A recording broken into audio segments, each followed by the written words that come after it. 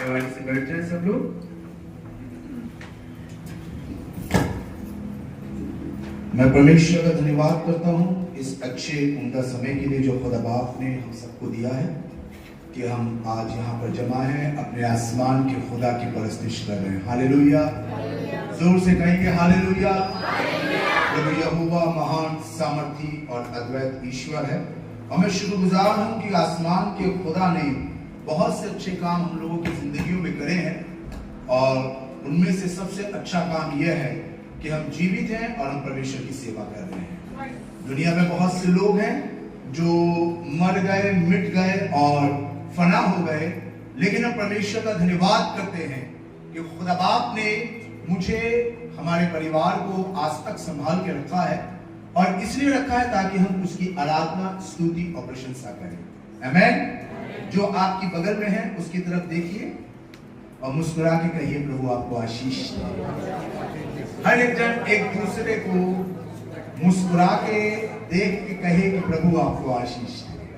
आइए जोरदार ताली अपने जीवित सामर्थ्य प्रभु यीशु मसीह के लिए धन्यवाद करते हैं अपने आसमान के खुदा का, क्योंकि वो इस बात को डिजर्व करता है क्योंकि उसने मुझे और आपको आज तक संभाला है और आज के दिन तक मेरी और आपकी रहनुमाई करी है। हालेलुया, जोर से कहेंगे हालेलुया। धन्यवाद करते हैं खुदा बाप का। आइए थोड़ी सी देर खुदा बाप के कलाम में हम चलेंगे और आज एक बरकत की बात खुदा चाहता है कि मैं और आप अपनी जिंदगी में सीखे। मैंने बीते दिनों इस बात को समझने की कोशिश करी, खुदा बाप ने मुझे समझाई और आज खुदा चाहता है कि मैं आपके साथ इस बात को बांट सकूं और इस बात के साथ आपको लेके चलूं जो लूका रचित सुसमाचार में है। और वहां प्रभु यीशु मसीह एक बात मुझे और आपको सिखा रहे हैं, एक चीज से मुझे और आपको बरकत दे रहे हैं जो मेरी और आपकी जिंदगी को बदलने के लिए बेहद जरूरी है। क्योंकि कई मर्तबा मैं और आप अपनी जिंदगी के अंदर, अपनी जाति जिंदगी के अंदर मैं और आप कई मर्तबा बहुत सी चीजों की कंप्लेन लेकर चर्चिस में जाते हैं, बहुत सी चीजों की शिकायत लेकर हम पादरियों के पास जाते हैं कि हम तो प्रार्थना कर रहे हैं, हम तो दुआ कर रहे हैं, हम तो चर्च जाते हैं, हमने तो इतना करा है, लेकिन बावजूद इतने सब होने के भी पादरी साहब क्या बात है कि हमारी जिंदगी में कोई अच्छी बात नहीं हो रही है, कुछ अच्छा नहीं हो रहा है। बहुत सुना था कि अच्छे दिन आएंगे, 9 साल हो गया सुनते सुनते कि अच्छे दिन आएंगे, फिर से आने वाले समय में मांगा जा रहा है कि अब और दे दो तो और अच्छे दिन आएंगे। लेकिन बहुत से लोग कह रहे हैं अभी तक तो कुछ अच्छा नहीं हुआ। उस अच्छे दिन के लिए हमने कितनी मेहनत करी, जिसने जो कहा हमने वो करा, जिसने जैसा कहा हमने वैसा कर लिया। हमने काले कुत्ते को भी रोटी खिला दी, हमने चींटियों को भी आटा खिला दिया, हमने मछलियों को भी दाना डालना शुरू कर दिया, हमने कौवों को भी खाना खिलाना शुरू कर दिया। हमारी गली में गाय आती है, हमने उस तक को रोटी खिलानी शुरू कर दी। और किसी ने कहा तुम गाय को रोटी खिलाना, गाय अगर यूं कहे तो सब अच्छा हो जाएगा, और खाने के बाद गाय अगर यूं करने लगे तो समझो तुम्हारे घर में कोई समस्या है। आजकल की गाय भी बहुत ज्यादा एडवांस निकली है, रोटी कटक लेती है, उसके बाद यूं सर हिलाने लगती है। अब समझ में नहीं आता कि अच्छा है या बुरा है। जो जिसने कहा हमने वो करना शुरू कर दिया, लेकिन पादी साहब खुदा बाप समझ नहीं आ रहा, इसलिए अब हमारा दिल, हमारा मन नहीं करता अब चर्च जाने का। अब हम घर में ही कर लेते हैं दुआ, हम यूट्यूब पे कलाम सुन लेते हैं, कोई लाइव सर्विस आ रही होती है हम वही अटेंड कर लेते हैं। अब हमारे दिल में इच्छा सी खत्म हो गई है। ये चर्च, ये कॉन्ग्रीगेशन, ये फेलोशिप, ये इबादतें, ये सब चीजें अब हमें कुछ बेनिफिशियल नहीं लग रहा है, प्रॉफिटेबल नहीं लग रहा है, इसलिए अब हम इन सब चीजों से दूर रहते हैं। हो सकता है सुनने वालों में, देखने वालों में और यहाँ बैठे लोगों के अंदर शायद कोई ऐसा हो जो इस ख्याल के साथ आगे चल रहा हो, तो जान लीजिए आज परमेश्वर आपके इस सवाल का जवाब दे सकता है अगर आप उसे ग्रहण करने के लिए सक्षम है। अगर आज आप परमेश्वर के वचन को रिसीव करने के लिए, क्योंकि परमेश्वर का वचन दुनियावी हिसाब से हम ग्रहण नहीं कर सकते, परमेश्वर के वचन को अपने दिल के हिसाब से ग्रहण किया जाता है। अगर परमेश्वर के वचन को दिमाग के हिसाब से ग्रहण करेंगे तो दिमाग के साथ साथ कई इंद्रियां जुड़ी होती हैं। दिमाग के साथ आंख भी होती है और कान भी होती है और जबान भी होती है, जो तर्क वितर्क करती है, जो दूसरी और चीजों को एनालाइज करती है और दूसरी बातों को सुनती है। तो इसलिए दिमाग से अगर आप परमेश्वर के वचन को ग्रहण करने की कोशिश करेंगे तो आप कभी नहीं कर पाएंगे, क्योंकि हमेशा आपका दिमाग खुदा के कलाम को दूसरी चीजों से कंपेयर करना शुरू कर देगा। लेकिन अगर आप परमेश्वर के वचन को दिल से, तभी बाइबल के अंदर यही बात लिखी हुई है कि मैंने तेरे वचन को अपने हृदय में अधिकाई से भरा है। हालेलुया। खुदा का खादिम ये नहीं कह रहा कि मैंने तेरे कलाम को अपने मन, अपने दिमाग में भरा हुआ है, बल्कि कह रहा है मैंने तेरे वचन को कहां रखा है? अपने दिल में, अधिकाई से। आपको जरूरत है कि जब भी आप परमेश्वर का वचन सुने, अगर ग्रहण करना चाहते हैं तो दिल से करिए, और जब दिल में होती है बातें तो बहुत अच्छी लगती है। हालेलुया। कम ऑन से लाउडली हालेलुया। जब आपका धन्यवाद करते हैं तो आइए सुनिए लूका रचित सुसमाचार उसका 8वां अध्याय और उसकी 40वीं आयत के अंदर कुछ इस प्रकार से लिखा है जो खुदा मुझे और आपको सिखाना मांग रहा है। बहुत आराम से पढ़ेंगे, पहले हिंदी में पढ़े फिर उसे उर्दू में पढ़ेंगे। जी। जब यीशु लौटा, खुदा बाप लौट रहा है। हालेलुया। आसमान का खुदा लौट रहा है। कितने लोग विश्वास करते हैं कि प्रभु यीशु मसीह लौट रहा है? How many people believe Jesus coming back? Hallelujah. आप विश्वास करते हैं कि यीशु मसीह लौट रहा है और आसमान का खुदा लौट रहा है, और सिर्फ यीशु मसीह नहीं लौट रहा बल्कि यीशु मसीह वो सारी चीजें लौटा रहा है जो शैतान हमारे पास से ले गया है। हालेलुया। आमीन। अगर आप विश्वास करते हैं तो जोर से बोलिए आमीन। आप एक जीवित कलीसिया है तो जीवित कलीसिया रिस्पॉन्ड करती है, जीवित लोग रिस्पॉन्ड करते हैं, चुपचाप नहीं बैठे रहते। एबीसी चर्च जीवित कलीसिया है। हालेलुया। तो इसीलिए जब हालेलुया बोला जाए, आपको मजा आ रहा हो, आपको अच्छा लग रहा हो, आप उस बात को सेकंड करना चाहते हो, तो आप हालेलुया और आमीन कह सकते हैं। हालेलुया। और जब आप मुझे और आपको ये चीज सिखाना मांग रहा है कि यीशु लौट रहा है, मेरे साथ कहिए यीशु लौट रहा है। जोर से कहिए यीशु लौट रहा है। सिर्फ यीशु नहीं लौट रहा बल्कि यीशु अपने साथ बरकतें लेकर आ रहा है, बल्कि यीशु अपने साथ चंगाई लेकर आ रहा है। यीशु मसीह खाली हाथ नहीं आ रहा, यीशु मसीह हमारे लिए सवालों के जवाब लेकर आ रहा है। यीशु मसीह खाली हाथ नहीं आ रहा, यीशु मसीह मेरे और आपके लिए चंगाई लेकर आ रहा है। आपके दिमाग में जो बातें हैं उसके जवाब लेकर आ रहा है, जो कुछ आप परमेश्वर के लिए कर रहे हैं उसके लिए प्रतिफल लेकर आ रहा है, और यीशु लौट रहा है। हालेलुया। आप विश्वास करते हैं कि यीशु लौट रहा है? यीशु लौट रहा है। अगर कोई कहे कि मुझे नहीं पता कि यीशु लौट रहा है, मुझे कुछ समझ में नहीं आ रही वाली बात है, तो सुनिए आगे क्या लिखी है। और यीशु लौटा तो लोग उससे आनंद के साथ और मिले। आप इसे उर्दू में पढ़िए, क्या लिखा है? यीशु लौटा तो लोग उससे खुशी के साथ मिले। कैसे मिले? खुशी के साथ। कैसे मिले? यानी कि जब लोग यीशु मसीह से मिल रहे हैं तो मिलकर उन्हें क्या हो रही है? खुशी हो रही है। और हिंदी में क्या लिखा है? आनंद। They glad, they rejoice, they have happiness in life. कई बार यही तो प्रॉब्लम होती है, हम जाते हैं यीशु मसीह के पास, हम इबादत में जाते हैं, लेकिन इबादत में जाने में हमें आनंद नहीं मिल रहा।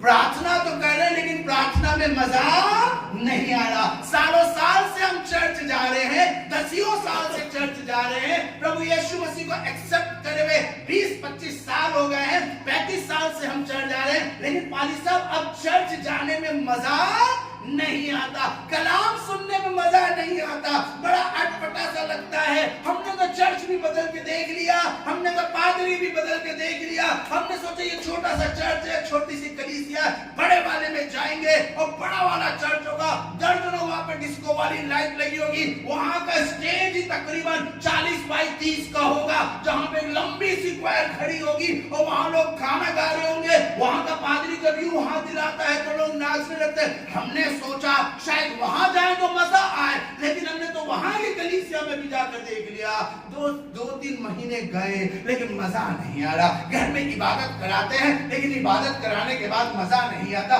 बाइबल जरूर पढ़ रहे हैं हम, लेकिन बाइबल पढ़ने के बाद मजा नहीं आ रहा।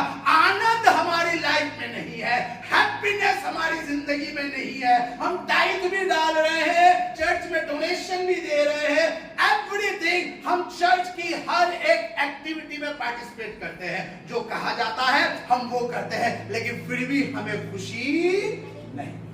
हो सकता है आज यहाँ सुनने, देखने और बैठने वालों में कुछ ऐसे लोग हों जो शायद इस सोच के साथ आगे चल रहे हों कि हमने बहुत कुछ कर रहे हैं लेकिन आनंद नहीं मिल रहा, चर्च जाने में आनंद नहीं मिल रहा, बाइबल पढ़ने में आनंद नहीं मिल रहा, इबादत करने में आनंद नहीं मिल रहा, दुआओं में जाने में आनंद नहीं मिल रहा। बजाते तो हैं, कह देते हैं, हम आ जाते हैं, बजा देते हैं, माइक लगा के बजवाओ या बिना माइक के बजवाओ, बजा देते हैं, लेकिन बजाने में आनंद।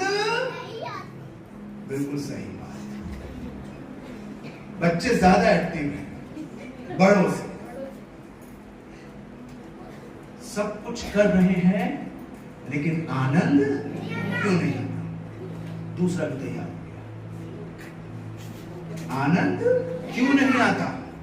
आप यीशु मसीह से मिले, जबकि बाइबल में लिखा है, अगर हम भजन संहिता 16वां अध्याय और 11वीं आयत पढ़े, आप पढ़ लीजिएगा घर जाकर, वहां पे लिखा है उसके निकट आनंद की। तो इसका मतलब प्रभु यीशु मसीह के पास जाने वाले के पास आनंद होना चाहिए। हालेलुया। जब आप प्रभु यीशु मसीह के पास जाएंगे तो आपके पास आनंद होना चाहिए। तो आनंद क्यों नहीं है? इबादत करने में आनंद क्यों नहीं है? प्रार्थना करने में आनंद क्यों नहीं है? चर्च जाने में आनंद क्यों नहीं है? ये नहीं कि चर्च में आनंद नहीं है, चर्च में तो बतेरा आनंद है। दूसरे लोगों को हम देखते हैं, उनको बड़ा आनंद मिल रहा है, अरे उनकी जिंदगी में कितना आनंद है, 6 महीने से घर में बैठे हैं फिर भी आनंद है, नौकरी नहीं है फिर भी आनंद है, रीढ़ की हड्डी में प्रॉब्लम है, क्यों अनुज भाई, लेकिन फिर भी उनके घर में आनंद ही आनंद है। यहां हम पूरे 6 साल से काम कर रहे हैं फिर भी आनंद नहीं है, और वो आदमी रीढ़ की हड्डी टूटी और घर में बैठा हुआ है 6 महीने से, फिर भी आनंद है, मकान भी बन गया, बच्चे की 30,000 रुपए की फीस भी दे आया, आनंद है। छोटा सा ब्यूटी पार्लर चलाते हैं, कोई बहुत बड़ा वाला हमारा नहीं है कि हबीब का हो या शहनाज का हो, छोटा सा ब्यूटी पार्लर, 2 कुर्सी रखी हुई है, सीलन वाली दीवारें, एसी भी नहीं लगा है, पसीने में बैठे रहते, और वहीं पर वो पसीने से ही सारा काम हो जाता है, पानी की भी जरूरत नहीं पड़ती, स्पंज की भी जरूरत नहीं पड़ती, जो पसीना आता है उसी को लपेट के सब काम निपटा देते हैं, लेकिन फिर भी घर के सब काम हो रहे हैं और सारी चीजें हो रही है, ये क्या है? आनंद है। हमारा तो इतना बड़ा वाला शोरूम है, मार उसके अंदर स्पॉटलाइट से स्पॉटलाइट लगता है कि जैसे हम किसी बहुत बड़े स्टूडियो में आ गए, लेकिन फिर भी आनंद नहीं है। Why? What is the reason? यहाँ पे कुछ कमी है, और वही बात परमेश्वर का वचन बता रहा है कि उसके निकट तो आनंद की भरपूरी है। मैं महीने का 1 लाख रुपए कमाता हूँ, मेरी बीवी महीने का 1 लाख रुपए कमाती है, हम 2 लाख रुपए महीने का कमाते हैं, उसका इंटरेस्ट मिला दिया जाए तो 2.5 लाख रुपए हमारे घर में आता है, लेकिन फिर भी आनंद नहीं है। लेकिन हम एक ऐसा परिवार देखते हैं जिसके घर में सिर्फ 15,000 रुपए या 20,000 रुपए आदमी कमाता है और 7-8 हजार रुपए उसकी बीवी कमाती है, मुश्किल से 30,000 रुपए उनके घर में सैलरी आती है, लेकिन फिर भी इतना आनंद है कि वो उनके घर में जाके लगता है कि ये घर और एक परिवार। ये क्यों है ऐसा? इसका मतलब साफ है कि वो आनंद, वो खुशी, वो शादमानी रुपए पैसे सोने चांदी मकान बंगले से नहीं आती है, बल्कि अगर आप चाहते हैं कि इबादत में आने से, चर्च आने से, प्रार्थना करने से आपको आनंद मिले, जो एफर्ट्स आप परमेश्वर में कर रहे हैं उससे आपका दिल शादमान हो जाए, तो सुनिए, यहां ये लोग कुछ कर रहे हैं। जब यीशु आ रहा है, मेरा और आपका प्रभु यीशु मसीह आ रहा है, हालेलुया। और अगर आप चाहते हैं कि उसके मिलने से आपको आनंद मिले, we have to do something, हमें कुछ करने की जरूरत है। जानते हैं क्या करना है? अगले लाइन पढ़े, क्या लिखा है? क्योंकि वह सब उसकी बाट, क्योंकि वह सब उसकी बाट, उर्दू में क्या लिखा है? क्योंकि सब उसकी राह तकते थे। सब उसकी राह। जानते इसका मतलब क्या है? राह तकने का मतलब क्या है? इंतजार करने का मतलब क्या है? सिर्फ वो इंतजार नहीं कर रहे। आपने कहावत सुनी होगी, आंखें बिछा के इंतजार करना। आंखें बिछा के इंतजार करने का मतलब क्या होता है? किसी शायर ने बहुत अच्छी बात कही है, एक कहावत भी है कि आंखें बिछाकर इंतजार। What is the meaning? क्या आंखें निकाल के बिछा दे? नहीं, आंखें बिछा के इंतजार करने का मतलब है we have to prepare. Waiting meaning preparation. Hallelujah. इंतजार का मतलब है तैयारी। अगर हम तैयारी के साथ उससे नहीं मिलेंगे, हाँ मिलने तो जा रहे हैं, but we have not prepared ourselves, हम अपने आप को उसके लिए तैयार नहीं करें। उन 5 स्त्रियों ने, कुमारियों ने अपने साथ बर्तन तो लिया, बट वो तैयार नहीं थी। बर्तन तो ले लिया, बत्ती भी उस पर लगा रखी थी, फिर क्या तैयारी? वो तैयारी थी the preparation of Holi spirit. उनके पास ऑयल नहीं था, दूल्हा उन्हें छोड़ के चला गया, मेमने का ब्याह आ पहुंचा है और दुल्हन ने अपने आप को तैयार कर लिया है। आज दुल्हन एबीसी शकरपुर, खुदा आपसे बात कर रहा है, खुदा आपसे बात कर रहा है जो आप सुन रहे हो, देख रहे हैं। अगर आप चाहते हैं कि जब आप खुदा से मुलाकात करें, आपके घर में पादरी आए और आपको बड़ा आनंद हो, आप इबादत में बैठे और बड़े आनंदित हो जाएं, आप दुआ में जाएं, बड़ा आनंद मिले, आप चर्च में जाएं और बहुत आनंदित हो जाएं, जिंदगी के सारे गम चले जाएं, शादमानी मेरे घर में आ जाए, तो सिर्फ इबादत में जाने के लिए नहीं, बल्कि इबादत में जाने से पहले अपने आप को तैयार करने की जरूरत है। मोस्टली हम परमेश्वर के लिए अपने आप को प्रिपेयर नहीं करते हैं। जब इंसान किसी से मिलने की तैयारी करता है, आपने देखा होगा, जब इंसान किसी से मुलाकात की तैयारी करता है, कोई खास उसके घर में आ रहा होता है, शायद बुआ आ रही हैं, फूफा आ रहे हैं, भाई आ रहे हैं, भाभी आ रही हैं, कोई खास आ रहा है हमारे घर में, तो कैसे तैयारी करके रखते हैं ना यार। उसको देखो, एक काम करो, 2 कोल्ड ड्रिंक लेकर आना, एक काली वाली मत लाना, काली के साथ ऑरेंज भी लेकर आना, क्या पता ऑरेंज पीने का दिल करे। सुनो, चिप्स एक जैसे मत लाना, अलग अलग फ्लेवर्स लाना, क्या पता कौन सा वाला फ्लेवर खा लो। सुनो, एक काम करो, सिर्फ मटन मत बनाना, थोड़ा सा वेज भी बना देना, और सुनो, दाल के साथ पनीर भी बना देना, क्या पता ये क्या है। This is the sign of preparation. अब ईमानदारी से बताइए, हम कितनी मर्तबा खुदा से मुलाकात करने के लिए तैयार होते हैं। I am not talking about physically, but spiritually, mentally, both. कितना तैयार होते हैं। घर में शादी है और शादी गली के चौथे मकान वाले परिवार की है। हमारे घर में नहीं है शादी, लेकिन हमारे घर में कितनी तैयारी होती है। शादी पड़ोसी की है, लेकिन तैयारी हमारे घर में हो रही है। हमारे आंखों का तैशीर, आंखों के ऊपर नीली वाली भी, हरी वाली भी, पीली वाली भी, और होठ के ऊपर की लाइनिंग और अंदर का कलर, और मैचिंग के झुमके के ऊपर वाला छेद, और उसके ऊपर वाला छेद, और उसके ऊपर वाला भी छेद, और बालों में नीली पीली हरी कोई सी लटें रखती है वो लगवा ली, और फिर वो बढ़िया वाले वो क्या लगवाए थे, वो एक्सटेंशन लगवा लिए बढ़िया वाले, और मैचिंग की ड्रेस, और उसके साथ की जूती, और जूती के अंदर की जुराबे, और बेल्ट भी, और अंदर वाले भी मैचिंग के। सब फुल, मतलब शादी हमारे घर की नहीं है, शादी हमारी गली में चौथे मकान में किसी की है।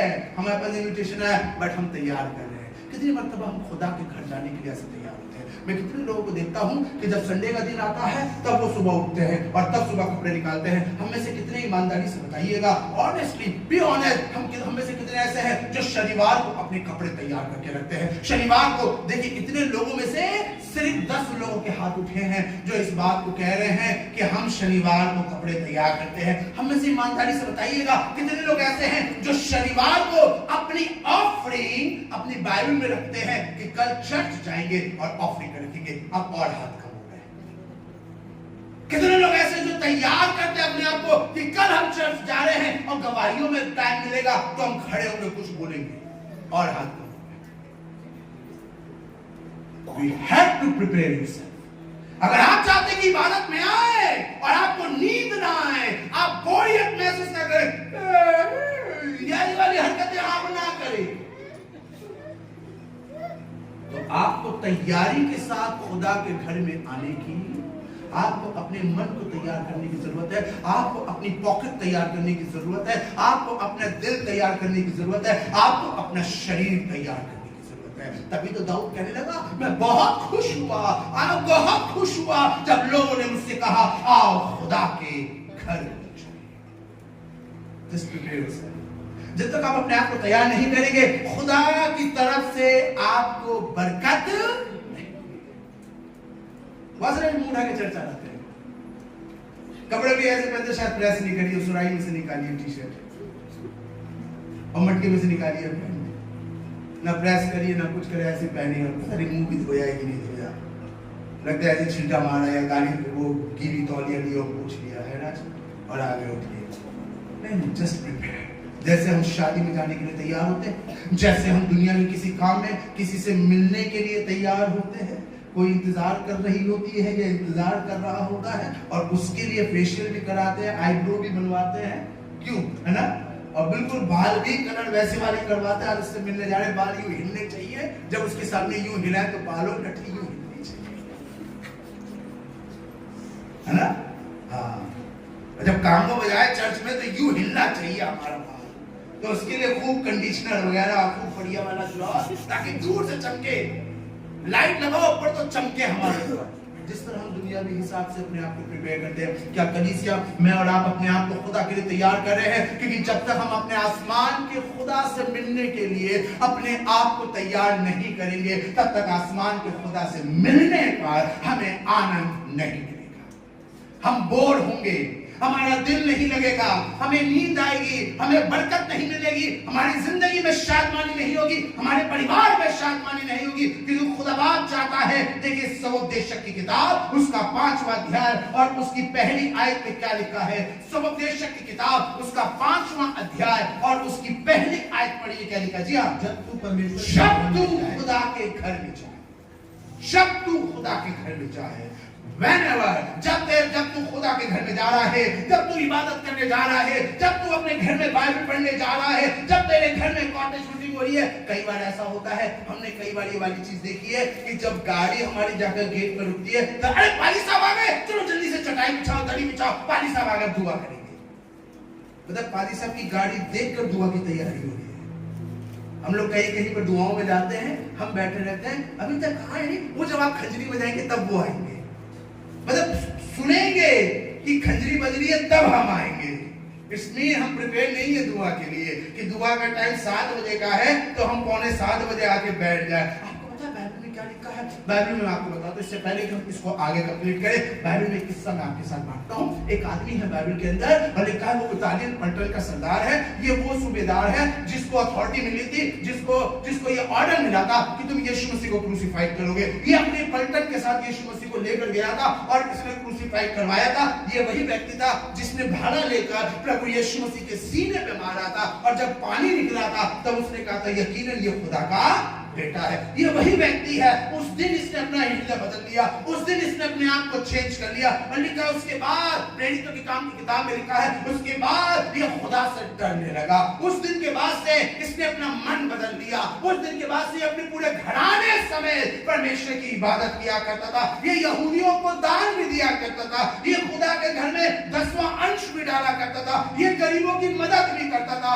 और कंटिन्यू यही वाले काम करने लगा। आपको पता है एक दिन तीसरे पहर के समय की बात है, एक स्वर्गदूत खड़ा हुआ और कहने लगा तू एक काम कर, तू याफा में एक आदमी को भेज, वहां पे शमौन नाम का व्यक्ति है जो पतरस कहलाता है, उसको अपने घर में बुला ले। वो तेरे घर में आके दुआ करेगा और तेरे घर में उद्धार आएगा। लिखा है उस व्यक्ति ने अपने नौकरों को, सेवकों को भेजा कि तुम याफा में जाओ, वहां पे चमड़े में काम करने वाले के घर के अंदर पतरस बैठा हुआ है, किसी काम से आया हुआ है, उसको लेकर आओ। आपको पता है आने और जाने में मुश्किल से 1 दिन का फर्क था, मुश्किल से 1 दिन का, लेकिन पतरस ने आने में देरी कर दी और लिखा है पतरस 3 दिन के बाद वहां पर आया। अब ध्यान से सुनिएगा, मेन बात अब आती है। लिखा है 3 दिन के बाद आया, दरवाजा मेन गेट खुला, पतरस अंदर गया, वो शॉक्ड हो गया, वो शॉक्ड हो गया। जानते हैं क्यों? रीजन जानते हैं क्यों? क्योंकि 3 दिन तक उसका पूरा खानदान, उसका पूरा परिवार, उसके गली मोहल्ले वाले सब वहां बैठे पतरस का इंतजार कर रहे। वाह! यहाँ पादरी 5 मिनट लेट हो जाए तो फोन घुमाना शुरू कर देते हैं। कहाँ है पादरी साहब? भाई साहब कहते हैं वो हमारी गाड़ी, अरे तो इनके टूर, इनके तो ये नखरे रहते हैं, ये तो इनके चोचले हैं, ये तो इनके ऐसा कुछ नहीं होता। वो घर से लेट निकले होंगे, वो कह दिया ट्रैफिक है, दिल्ली में है तो मान लेते सब लोग, ये बहानेबाजी है इनकी। मुझे नहीं पता, आई डोंट नो। पता उस व्यक्ति ने, कुंडली जिसका नाम है, उसने कैसे मैनेज किया होगा, कैसे 3 दिन तक लोगों को बैठा के रखा होगा। पतरस ने अंदर कदम रखा और अंदर कदम रखते लिखा है he was shocked कि 3 दिन तक एक बड़ी मजलिस, इतने लोग जितने इस वक्त चर्च के अंदर बैठे हैं, इतने लोग वहां बैठे हुए इंतजार कर रहे हैं। वो सिर्फ इंतजार नहीं कर रहे, वो अपने आप को तैयार कर रहे। पतरस कब आएगा हमें नहीं मालूम, लेकिन जब भी आएगा खुदा बरकत देगा। और जानते हैं क्या हुआ? पतरस ने कुछ नहीं करा, उसने बाइबल खोली और कलाम देना शुरू किया था। लिखा है वो सब के सब पवित्र आत्मा से भर गए। हालेलुया! हमारे घर में कितने दिनों से पादरी आ रहे हैं, हमारे परिवार में कितने समय से पादरी आ रहे हैं, दुआएं कर रहे हैं, हम जगह जगह जाके दुआ करवा रहे हैं, हम पास्टर विजेंद्र के पास जाके दुआ करवा रहे हैं, पास्टर नरूला के पास जाके दुआ करवा रहे हैं, हम बिशप टोनी से जाके दुआ करवाते हैं, हम जीसस कॉल के ऑफिस में जाके दुआ करवाते हैं, हम पास्टर बैनी हिम के यहाँ जाके दुआ करवाते हैं, और दर्जनों बड़े बड़े पादरी हैं अलग अलग शहरों में जहां जाके हम दुआएं करवा रहे हैं, लेकिन फिर भी पवित्र आत्मा हमें नहीं छू रहा, क्योंकि बाइबल में लिखा है जहां परमेश्वर का आत्मा है वहां स्वतंत्रता है। हालेलुया। कहिए मेरे साथ, जहां परमेश्वर का आत्मा है, जोर से कहिए, जहां परमेश्वर का आत्मा है वहां स्वतंत्रता है। अगर परमेश्वर का आत्मा आपके घर में आ गया तो आपका घर अपने आप आजाद हो जाएगा। अगर परमेश्वर का आत्मा ने आपके पति को छू लिया, ऑटोमेटिकली उसका दारू पीना बंद हो जाएगा। परमेश्वर के आत्मा ने आपकी बीवी को छू लिया तो उसका लड़ना अपने आप बंद हो जाएगा। परमेश्वर के आत्मा ने आपके परिवार को छू लिया तो वो दिल का छेद अपने आप बंद हो जाएगा, वो कैंसर अपने आप ठीक हो जाएगा, वो पथरी अपने आप निकल जाएगी, वो ब्रेन ट्यूमर अपने आप ठीक हो जाएगा जिस दिन होली स्पिरिट छू लेगा। हालेलुया। लेकिन अगर आप चाहते हैं कि होली स्पिरिट छुए तो किसी के हाथ रखने से नहीं छूता है, बल्कि पवित्र आत्मा तब काम करता है जब इंसान अपने आप को उसके लिए तैयार करता है, क्योंकि पुरानी मशकों में नया रस नहीं उड़ेगा जाता। हालेलुया। कम ऑन से लाउडली हालेलुया। जब तक आप अपने आप को नया नहीं करेंगे, जब तक आप अपने आप को तैयार नहीं करेंगे, आसमान का खुदा भी नहीं करेगा। इसी अध्याय के अंदर, लूका 8वें अध्याय के अंदर एक स्त्री के बारे में लिखा है, ध्यान से सुनिएगा। इसी लूका 8वें अध्याय के अंदर आगे हम पढ़ेंगे तो एक स्त्री के बारे में लिखा है जिसे 12 वर्ष से लहू बहने का रोग था, 43, जो अपनी सारी जीविका वैद्यों के पीछे खर्च कर चुकी थी, तो अभी किसी के हाथ से, यानी इसने बहुतों का हाथ रखवाया है, उसके हाथ में बड़ी शिफाएं वहां चलते हैं। पिलर नंबर 223 बाबा बंगाली, जिसका तोड़ काटा कहीं ना जाए खाली, उसके पास चलते हैं, वहां पे भी चले गए। चांदनी चौक मेरठ चाहते हैं, मेरठ में कोई है जो नीम के पेड़ के नीचे बैठता है, वो झाड़ा लगाता है, सब ठीक कर देता है, टेढ़ा भी ठीक हो जाता है। वहां मेरठ भी होकर आ गए, पता नहीं कहां कहां किसने कहा, हम वहां पर रुका गए। इस औरत के लिए भी लिखा, इसने बहुतों का हाथ रखवाया, लेकिन किसी के भी हाथ से, ध्यान से सुनिएगा, ये नहीं लिखा किसी की दवाई से। लूका कोई अनपढ़ आदमी नहीं है कि कोई सा भी वर्ड लिख दे। अगर लूका के बारे में आप स्टडी करें तो ही was a doctor, MBBS doctor, तो इसलिए कोई ऐसा वैसा वर्ड नहीं लिखेगा ये कि कोई सा भी दिमाग में आया तो चेप दिया, जैसे मैंने बोला चेप दिया। लूका नहीं लिखेगा कि चेप दिया, लूका लिखेगा पेस्ट कर दिया। समझ रहे ना, समझ गए ना, ये वाली चीज। तो लूका ने अगर यहाँ पे लिखा है कि किसी के हाथ से चंगी नहीं, तो इट्स मीन कि उसने बहुतों का हाथ अपने ऊपर रखवाया, कि शायद उसके हाथ, बहुत बार कहते हैं ना, अरे वो डॉक्टर बहुत अच्छा है, उसके हाथ में शिफा है, अरे वो वाला बहुत अच्छा, उसके हाथ में शिफा, उसको दिखवा लो, एक बार उसने हाथ फेर दिया तो ठीक हो जाएगा। कहते ना, अगर तुम्हारी कमर में दर्द हो, चमका आ जाए, तो जो टेढ़ा पैदा हुआ तो उससे किक लगवा दो। हम तो उल्टा टेढ़ा एक ही बात है, उससे किक लगवाओ। तो कई बार बहुत लोग करते हैं, मैंने बड़े विश्वासियों को देखा कि वो ढूंढते उल्टा कौन पैदा हुआ, हमारी लड़की उल्टी है, बेटा उससे किक लगवा दो, वो लात मार दे, फिर भी ठीक नहीं होते। सारे तरीके उसने अपना लिए, ये काली बिल्ली गुजर जाए तो सब ठीक हो जाएगा। अब काली बिल्ली का इंतजार कर रहे, काली बिल्ली वहां बैठी हुई हमें देख के पूछ हिला दी, मैं नहीं आ रही।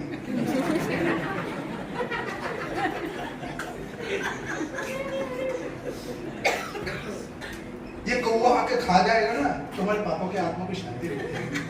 वो बैठे हुए कौवे ऊपर से कह रहे क्या होगा, हम नहीं आ रहे। सब कुछ करके देख लिया, बट जो लिखा यहाँ पे, बहुत रुपया लगाया, किसी के हाथ से ठीक नहीं हुई, लेकिन उसने एक बार सुना कि यहाँ से यीशु मसीह गुजर रहे। ध्यान से सुनिएगा, लिखा है कि यीशु मसीह यहाँ से गुजर है, और उसने पीछे से आके उसका कपड़ा नहीं लिखा, दामन, कॉर्नर पार्ट ऑफ क्लोथ, लिखा ठीक हो गया। हाउ एक कोना छूने से, और जबकि पतरस यहाँ क्या कह रहा है, यीशु ने कहा मुझे किसी ने छुआ, 45 में सब उकड़ने लगे। पतरस और उसके साथियों ने कहा तुझे तो भीड़ दबा रही है, दबाई कैसे? बिना छुए दबाएगी? यानी कि लोग आ रहे, अरे इसका कपड़ा ही मिल जाए, अरे इसका गमछा ही मिल जाए, अरे इसके यीशु मसीह भाई यूं ही हो जाए, हमारा बस दुआ ही हो जाए, अरे पाजी साहब हाथ रख दीजिए भाई तो मेरे बच्चे के लिए आपका हाथ दे, वो बच्चा पप्पू पास हो जाए, तो गोदी में बैठा लीजिए, हमारी बीवी के पेट में हाथ रखिए, लड़का हो जाए। तो पादरी ना हो गया, क्या हो गया?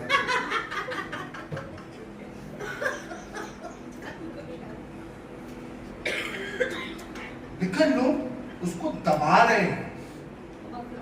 लेकिन सुनिए, परंतु यीशु ने कहा नहीं, किसी ने मुझे छुआ है। ये जो टच है ये अलग है, क्योंकि मुझ में से सामर्थ निकली है। हजारों हैं, सैकड़ों ने छुआ, लेकिन किसी को चंगाई नहीं मिली। लेकिन एक ने छुआ है, जो छुआ भी नहीं है, सिर्फ मेरा कपड़े का कोना, सिर्फ कपड़े का कोना टच किया और उसको चंगाई मिल गई। हाउ? क्या यीशु मसीह का कपड़ा चमत्कारी था? नो। यीशु मसीह ने तो दुआ भी नहीं करी थी।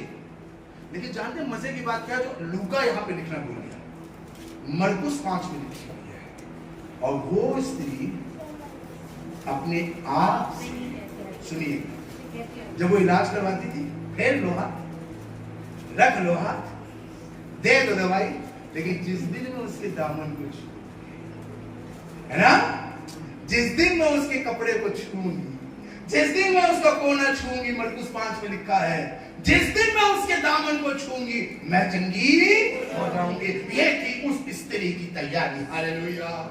आप चर्च आते हैं, आप दुआ में जा रहे हैं कि आज शंघाई की सभा है, आज फलानी जगह जा रहे हैं, उस पादरी के पास जा रहे हैं जो दुष्ट आत्माओं को निकालेगा, उस पादरी के पास जा रहे हैं जो आज छुएगा बीमार ठीक हो जाएगा। यस, लेकिन चंगाई, बीमारी को ठीक करना, दुष्ट आत्माओं को निकालना, बरकत देना किसी पादरी के पास सामर्थ्य नहीं है। यह सामर्थ्य तो पवित्र आत्मा में है, और यह सामर्थ्य आसमान का खुदा देता है, और खुदा जिसे चाहे उसे इस्तेमाल कर सकता है। हालेलुया। आपकी चंगाई आपके अपने हाथ में है, आपकी चंगाई आपके अपने विश्वास में है।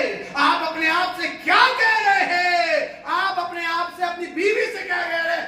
ये तो कमर का दर्द, अब तो कमर में ही जाएगा। आप अगर ये कह रहे हैं तो कमर तक ठीक नहीं होगा आपका दर्द। अरे घुटना है, अब तो बेटा बुढ़ापा आ गया, अब तो हम कमर में ही मिलेगा। तो आप चाहे कितनी दुआ करा लो, आपका घुटना ठीक नहीं होगा। जानते हैं क्या लिखा है नीति वचन 16वें अध्याय के अंदर? जिंदगी और मौत किसके वश में है? किसके वश में? किसके वश में? किसके वश में? सिर्फ 3-4 लोग बोल रहे हैं, इसलिए मैं बार-बार पूछवा रहा हूं, किसके वश में है? किसके वश में है? और शैतान को ये बात मालूम है, लेकिन आपको नहीं मालूम है, इसलिए शैतान आपसे नेगेटिव बात बुलवाता है। जिंदगी और मौत आपकी जबान में है, और इसी नीति वचन के अंदर सुलेमान राजा कहता है कि परमेश्वर हमारे मुंह के फलों का सृजनहार है। He is the creator of our mouth और words। जो हम बोलते हैं परमेश्वर उसे क्रिएट कर देता है। विश्वास करते हैं? कितने लोग विश्वास करते हैं? तो जोर से कहिए आमीन। आमीन। वो आपके मुंह के फलों का सृजनहार है। Whatever you say, whatever you speak, खुदा उसे क्रिएट करना शुरू कर देगा। शैतान को ये बात मालूम है, इसलिए शैतान आपकी जुबान से हमेशा नेगेटिव निकलवाता, तुम नहीं बचोगे, खत्म हो जाओगे, ये बीमारी ठीक नहीं होगी, बच्चा फेल हो जाएगा, नौकरी नहीं लगेगी, मेरा बेटा तो पागल है, मेरी औरत तो बेकार है, मेरी बीवी तो ऐसी है, मेरी बेटी तो ऐसी है, ये तो चंडाल चौकड़ी है, पढ़ ले तू कभी पास नहीं होगा, जहां चला जा तू फेल ही होगा, अरे तेरा तो एक्सीडेंट होगा, अरे ये तो कीड़े पड़ के मरेगी, अरे मेरी सास तो ऐसी है, अरे मेरी बहू तो मां सींग वाली गाय को मारती रहती है सींग, मेरी सास तो जहरीली नागिन है, सांप भी रात को आकर रिफिल होकर जाता है।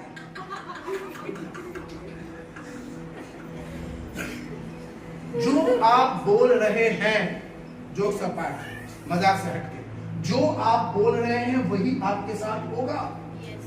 खुदा ने ये सामर्थ आपको दी है, किसी पादरी किसी चर्च में नहीं दी है, ये सामर्थ खुदा ने आपको दी है।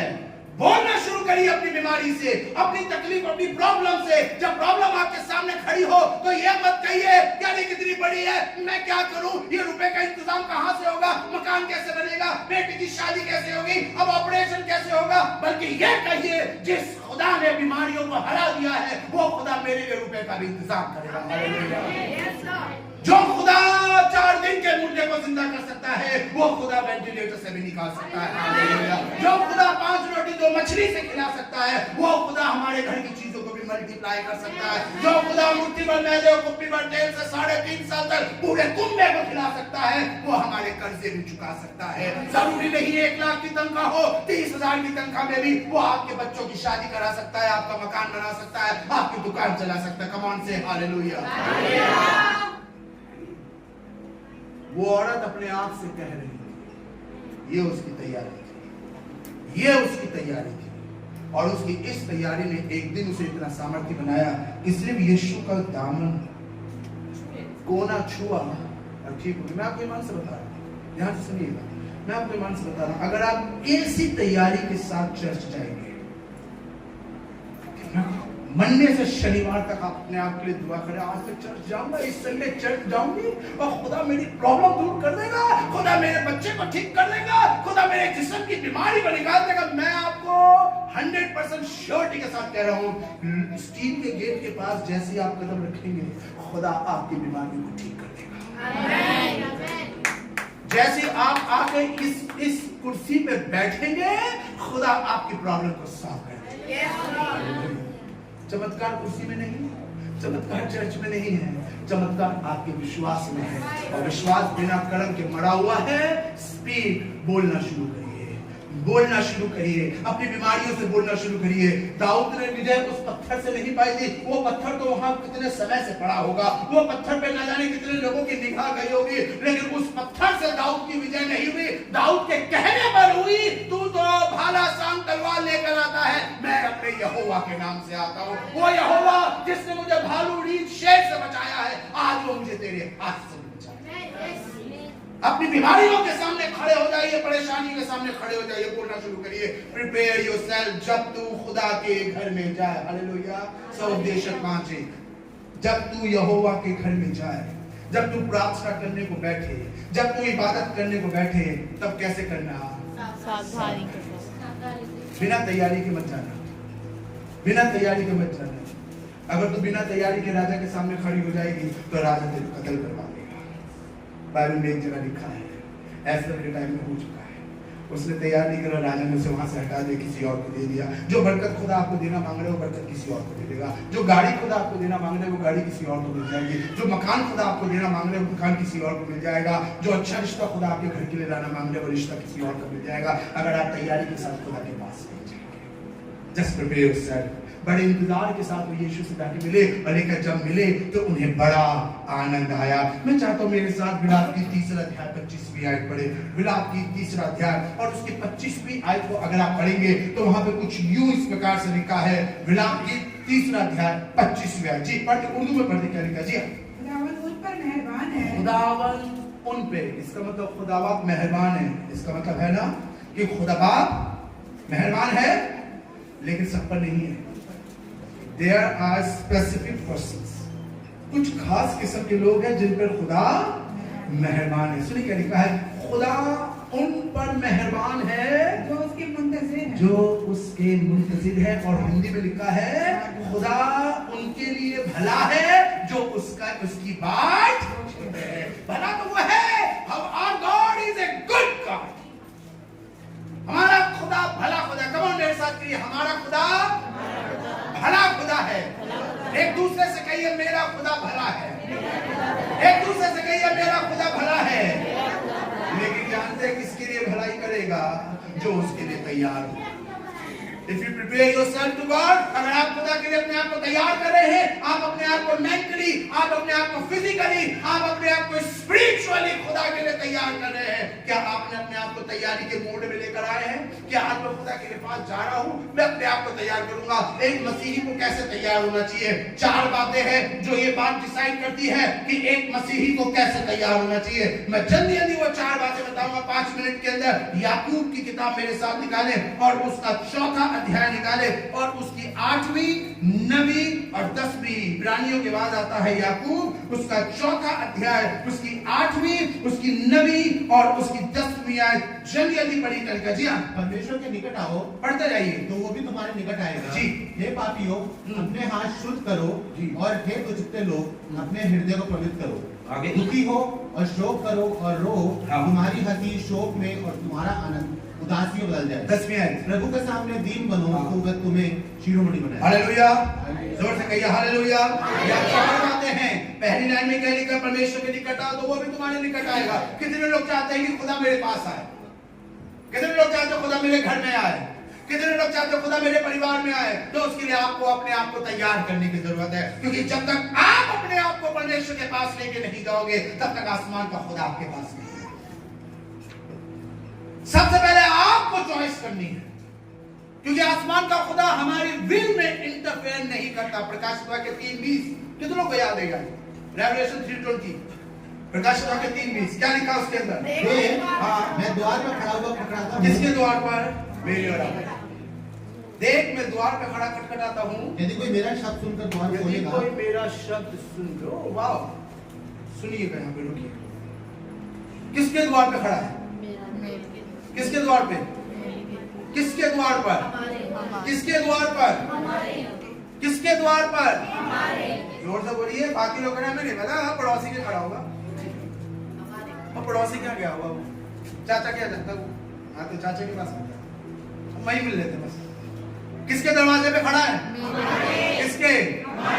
आप कौन है? कुरिन्थियों की किताब में क्या लिखा है? क्या तुम नहीं जानते कि तुम्हारी देह परमेश्वर का उसका घर है? आप अपने घर में किसी से पूछ के जाते हैं? आप अपने घर में जाने के लिए किसी से परमिशन लेते हैं? राज अपने घर में जाता है तो अपनी मम्मी या अपनी बहन से परमिशन लेता है। कंचन बहन अपने घर में जाती है तो अपनी बहन अपनी मम्मी से, अपने भाई से परमिशन लेती है। मेरे पास चाबी है, खोला ले उसका। अनी जाता है, परमिशन लेता है। भाई प्रेम जाते हैं तो अपनी बीवी से परमिशन लेते हैं, मैडम खोलो मैं आ रहा हूँ। कोई लेता परमिशन? नितिन भाई लेते हैं? क्या कहते हैं? जानू बानू, दरवाजा खोलो मैं आ रहा हूँ। नहीं, मेरे पास चाबी आया है कि मैंने लिया लगाया है। Then why? जब मेरा शरीर उसका मंदिर है, मुझे दाम देकर उसने खरीद लिया है, तो फिर क्यों मेरे दरवाजे पे खड़ा हुआ परमिशन ले रहा है कि मैं अंदर आना चाहता हूँ? Why? ध्यान दीजिए, वो क्यों परमिशन ले रहा है आने के लिए? मेरा शरीर उसका घर, इस घर के लिए उसने दाम चुकाया कि नहीं चुकाया? सलीब पर दाम चुकाया। सलीब इस बात की निशानी, अब मेरे ऊपर कोई कर्जा बाकी नहीं, मेरे यीशु ने सलीब पर अपना लहू बहाकर मुझे खरीद लिया। हम यकीन करते हैं इस बात पे। देन व्हाई वो क्यों परमिशन ले रहा अपने घर में आने की? क्योंकि वो हमारे विल में इंटरफेयर नहीं करना चाहता। वो चाहता है कि आप उसे अपनी चॉइस बनाइए। परमेश्वर, मैं चाहता हूं इस दिल में आ जाए, मैं चाहता हूं। बहुत से हैं जो दरवाजा खटखटा रहे हैं। क्या लिखा है? अगर कोई मेरी आवाज, there are lots of sound, बहुत साउंड है।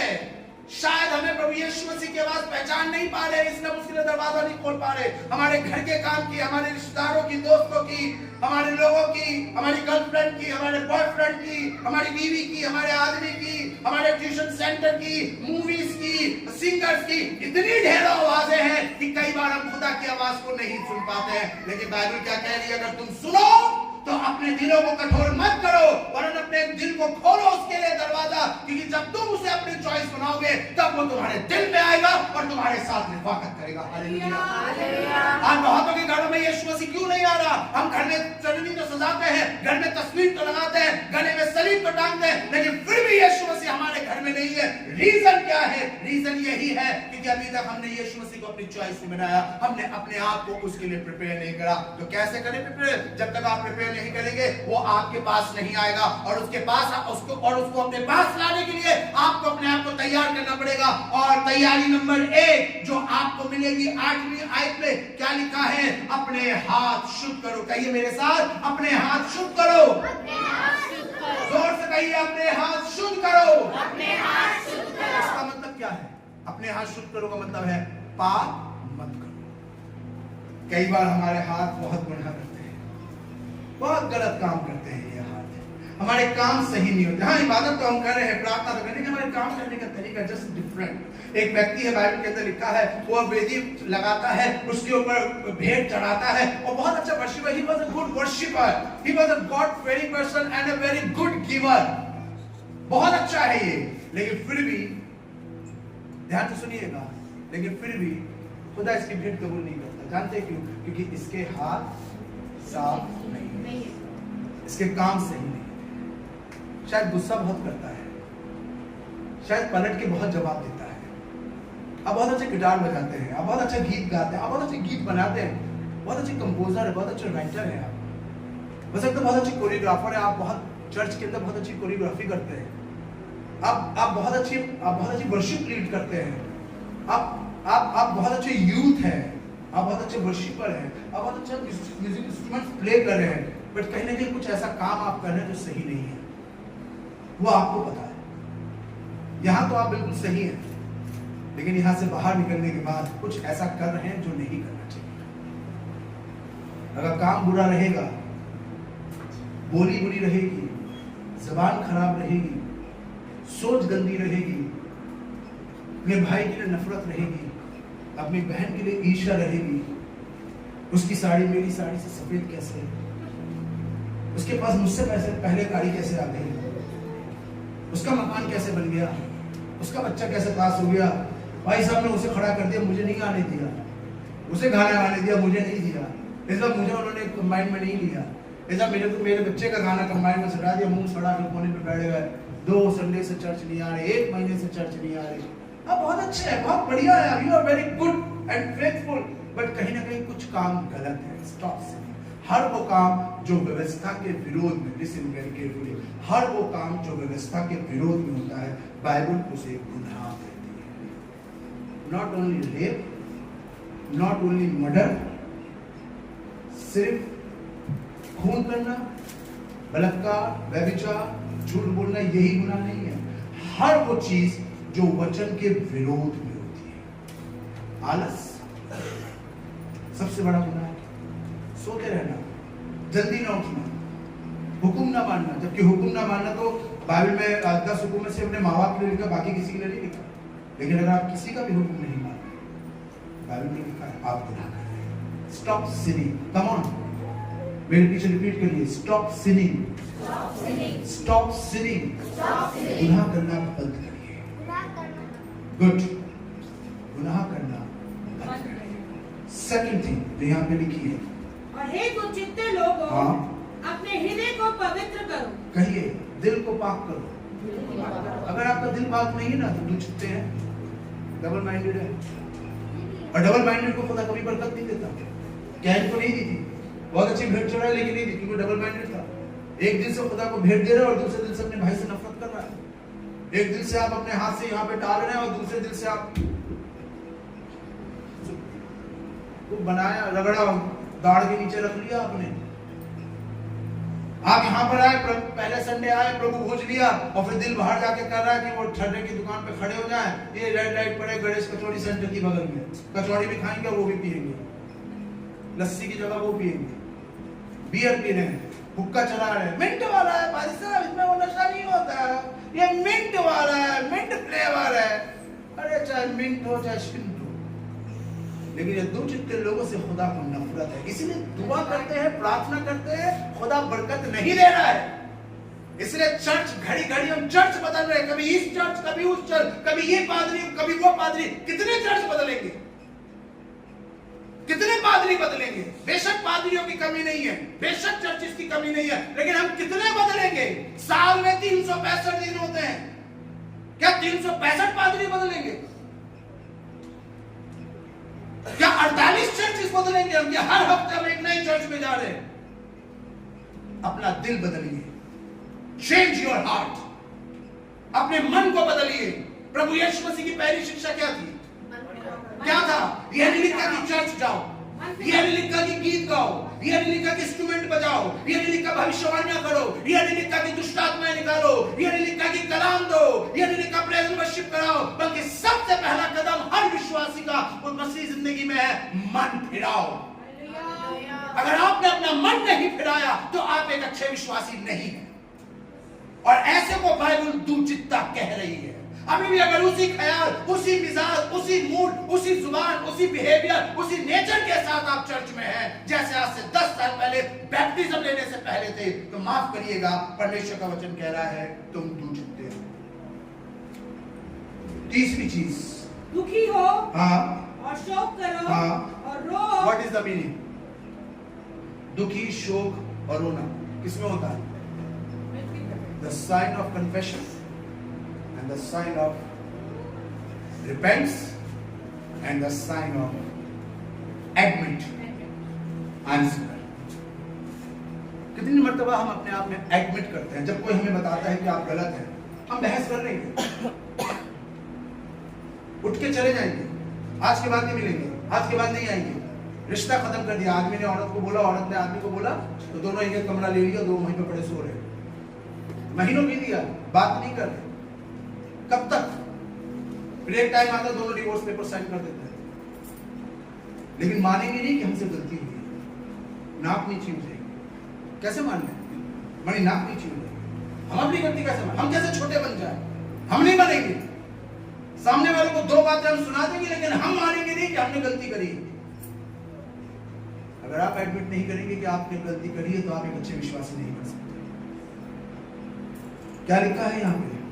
दुखी हो, शोक करो और रो। तुम्हारी हंसी शोक में और तुम्हारा आनंद उदासी में बदल जाए।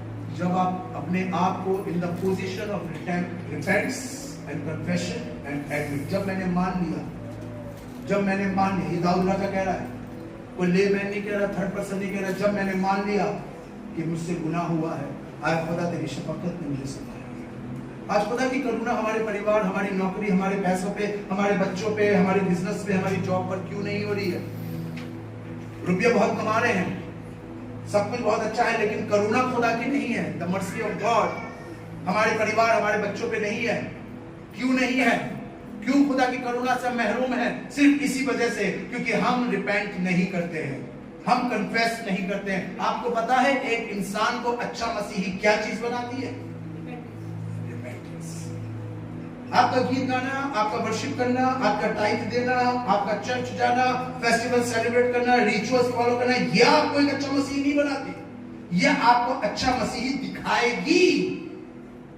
बट आपको एक अगर अच्छा मसीही बनना है, अगर आप चाहते हैं कि आपके जीवन में यीशु मसीह बसे, आपके घर में यीशु मसीह बसे, तो उसके लिए आपको रिपेंट करने की जरूरत है। क्योंकि जब तक आप रिपेंट नहीं करेंगे, तब तक परमेश्वर आपके बीच में से लोगों को दूर नहीं करेंगे। इतिहास की किताब में साफ खुदा ने लिखा है, रिपेंट करो तो मैं तुम्हारे बीच में से लोगों को दूर कर दूं, मैं तुम्हारे अन्न और जल पर आशीष। चौथी और आखिरी चीज 10वीं आयत क्या लिखा है? प्रभु के सामने दीन बनो, प्रभु के सामने दीन बनो तो वो तुम्हें शिरोमणि बनाएगा। हालेलुया। Be humble. मेरे साथ कहिए दीन बनना। कई बार हम बनते ही नहीं है, हम अपने आप को छोटा नहीं बनाते, हम अपने आप को उसी जगह पर रखते हैं। पहले आप, चलिए कोई बात नहीं, आप, उसने हमसे पहले कैसे खाना खा लिया, उसको हमसे पहले कैसे प्लेट दे दी, उसको आपने टांग वाली बोटी दे दी और हमको वो टेढ़ी हड्डी वाली बोटी दे दी। आपने आप जानते हैं हम कौन है, और आपने हमको वो पंख वाला पीस दे दिया और वो मोटी मोटी गोल बोटियां उनको दे दी। अब नहीं खाएंगे हम खाना, अब बुलाओ चर्च में, ये आखिरी इबादत है, आज के बाद इबादत नहीं होगी घर में। कई बार हम अपने आप को छोटा नहीं बनाते। यीशु मसीह ने क्या कहा अपने चेलों से? अगर कोई तुम में बड़ा बनना चाहता है तो अपने आप को अपोस्टल बनाए, असिस्टेंट पास्टर बनाए, बिशप बनाए, पोप बनाए, 3 साल की जाके डिग्री ले। ये लिखा है, क्या लिखा है? अपने छोटे में से छोटा चुनो। कौन है तुम्हारे छोटों में? सबसे छोटा कौन है? कौन छोटी पोस्ट पर है? कौन छोटा आदमी है? कौन सबसे छोटा काम करता है? उससे भी छोटे बन जाओ। अगर तुम्हें अपने घर में काम करने वाली का भी तुम्हें गिलास उठा के रखना पड़े तो तुम उसमें हेजिटेट फील ना करो। अगर तुम्हारा कूड़ा उठाने वाला आ रहा है और उससे अगर गलती से तुम्हारी गाड़ी उसके रिक्शे से टकरा जाए, हे चलो दिख नहीं ना हमारी गाड़ी खड़ी है, पता है कितने की तेरी औकात है, देख रहे हैं तूने स्क्रैच मार दिया। नहीं नहीं नहीं, गलती बेशक चाहे आपकी थी या नहीं थी, वो कोई बात नहीं भाई, इट्स ओके, आप चलो। क्या कभी आपने आपकी गाड़ी किसी भिखारी से टकराई और आपने उसको सॉरी बोला? कूड़ा उठाने वाले को सॉरी बोला या थैंक यू बोला? हम नीचे आ जाएंगे ना, हमने बोल दिया, हमारी रेपुट ना, आपकी रेपुटेशन दुनिया में नहीं, आपकी रेपुटेशन वहां बननी चाहिए। यीशु मसीह ने यही सिखाया है, दीन बनो। क्या बनो? दीन बनो। क्या बनो? दीन बनो। बोलो नहीं, बनो। जब तुम दीन बनोगे, यीशु मसीह ने उस लड़के से क्या कहा था? वो कह रहा है मैं पूरी व्यवस्था मानता हूं, मैं सारे काम करता हूं, मैंने 10 हुक्म भी पढ़े हुए हैं, मैं व्यवस्था का कीड़ा हूं, 5 भाषा मुझे आती है, अपनी कमाई का 10वांश भी देता हूं, गरीबों को दान भी देता हूं, अब और क्या रह गया जो मैं करूं कि मैं स्वर्ग में जाऊं? तो लिखा है यीशु मसीह ने उस जवान लड़के को ऊपर से नीचे तक देखा, कह रहा अब भी तुझ में एक कमी है। अब क्या कमी है? व्हाट अ डेडली कॉम्बिनेशन, कि वो एक अच्छा बिजनेसमैन भी है और एक अच्छा गॉड फेयरिंग पर्सन भी है, लेकिन फिर भी यीशु मसीह कह रहे हैं तुझ में एक कमी है। जानते क्या कमी? क्या कहते यीशु मसीह? अपना सब कुछ बेच के। Say your position, not property. English में पढ़ लीजिएगा, उस लड़के से एक ही बात कही यीशु मसीह ने, Say your position. अपनी पोजीशन, किस पोजीशन पे है तू? क्या आप अपनी पोजीशन बेच सकते हैं? क्या आप अपनी पोजीशन से नीचे आ सकते हैं? यीशु मसीह ने जक्कई से कहा मुझे तेरे घर पे जाना जरूरी है, तो क्या कर? क्या कर? बेटा जहां तू चढ़ा हुआ है नीचे आ। आज बहुत सी चीजें हमारे दिमाग में चढ़ी हुई है और वो चीजें ऐसी इस कदर हमारे दिमाग में चढ़ी रहती है, हम किसी को कुछ नहीं समझते हैं। हमारी तनख्वाह 1 लाख हो जाए, 1.5 लाख हो जाए, 2 लाख चढ़ गए, नटे सी चढ़ गई है, ऐसी चढ़ गई, क्या कामों बजाना आ रहा है, ऐसा चढ़ जाते हैं। तुझे तू बजाएगा, किससे बजवाओगे? आता भी है, हार देगा। 2 आयतें कलाम की क्या बोलनी आ गई? पादरी साहब आप साइड में, आपके घुटने बहुत दर्द करते, आप बैठिए, हम आयतें क्या चढ़ गई दिमाग में, क्या बजाना चढ़ गया। फिर तो रॉकी भाई साइड में, अब हम कॉन्सर्ट करेंगे नहीं। बाइबल क्या कहता है? Be humble yourself. किसी चीज को अपने ऊपर चढ़ने मत दो। अगर तुम किसी चीज को अपने ऊपर चढ़ने दोगे तो कभी भी खुदा की बंदगी में आप आगे नहीं बढ़ पाओगे। Hallelujah, hallelujah. लास्ट वर्ड यशायाह 40 और उसकी 31वीं आयत, ये मैंने बचा के रखी थी। यशायाह 40 और उसकी 31, मैं भी निकालूंगा, फिर एक साथ पढ़ेंगे। यशायाह 40, द बुक ऑफ यशायाह चैप्टर 40 एंड वर्स 31। पढ़िए। तू जो यहोवा की बात, लेकिन दुनिया में बहुत से लोग हैं जो बहुत सी चीजों के लिए अपने आप को प्रिपेयर कर रहे हैं। दुनिया में बहुत से लोग हैं जो अपने आप को एक अच्छी नौकरी के लिए, अब्रॉड जाने के लिए, अच्छी एजुकेशन के लिए, अच्छे मार्क्स के लिए, अच्छी परसेंटेज के लिए, बहुत अच्छी जॉब के लिए, अच्छी सैलरी के लिए, बहुत अच्छी चीजों के लिए अपने आप को प्रिपेयर कर रहे हैं। बट लिसन वेरी केयरफुली, खुदा का कलाम क्या कह रहा है? लेकिन जो यहोवा की बात, जो खुदा का इंतजार करते हैं, जो खुदा के लिए अपने आप को तैयार करते हैं, इन 4 बातों से अपने आप को प्रिपेयर कर रहे हैं, प्रतिदिन अपने लिए दुआ कर रहे हैं, अपने बच्चों के साथ दुआ कर रहे हैं, अपनी बीवी के साथ दुआ करते हैं, रोज सुबह अपने बच्चों का हाथ पकड़ के उनके सर पर रख के खुदा बाप तू इन्हें हुक्म मानना सिखा, दुआ करते हैं, अपनी बीवी का हाथ पकड़ के घर से निकलने से पहले दुआ करते हैं, रात में अपने परिवार के साथ अपने आप को तैयार कर रहे हैं, रोजा रखकर अपने आप को तैयार कर रहे हैं। लिसन वेरी केयरफुली, जो यहोवा की बाट जोते हैं मैं नया बल प्राप्त करेंगे। हालेलुया, वो क्या करेंगे? They become new and new and new and new. Hallelujah, खुदा उन्हें नया बनाता जाएगा, उनकी पुरानी चीजें जाती रहेंगी, वो नए होते जाएंगे, एक नया बल आएगा। जब आप कमजोर होंगे तब खुदा अपना बल आपको देगा, जब आप बलहीन होंगे वो आपको बलवान बना देगा।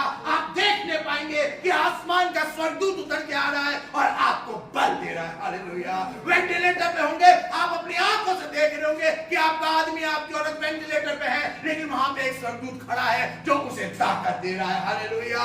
जब आप आग के भट्टे में होंगे, खुदा का बेटा उतर आएगा और आपको आग के भट्टे में से बाहर निकालेगा। तू आग में से होकर जाएगा, वो तुझे जला ना पाएगी। तू पानी में से जाएगा, वो तुझे डुबा ना पाएगी, क्योंकि तेरा यहोवा तेरे साथ है। हालेलुया। वो आपको नया बल देगा। और सुनिए, वो सिर्फ आपको नया बल नहीं देगा, बल्कि कुछ और आगे लिखा है। और आगे क्या लिखा है? उकाबों के समान उड़ेंगे, वो उकाबों के समान उड़ेंगे, वह दौड़ेंगे, वो दौड़ेंगे और श्रमित न होंगे, और श्रमित न होंगे, चलेंगे वो चलेंगे और थकित न ये होंगे। बहुत अच्छी बात है। 3 शब्द है यहाँ पर लिखा है, उड़ेंगे, दौड़ेंगे और चलेंगे। कहिए मेरे साथ, उड़ेंगे, दौड़ेंगे, चलेंगे।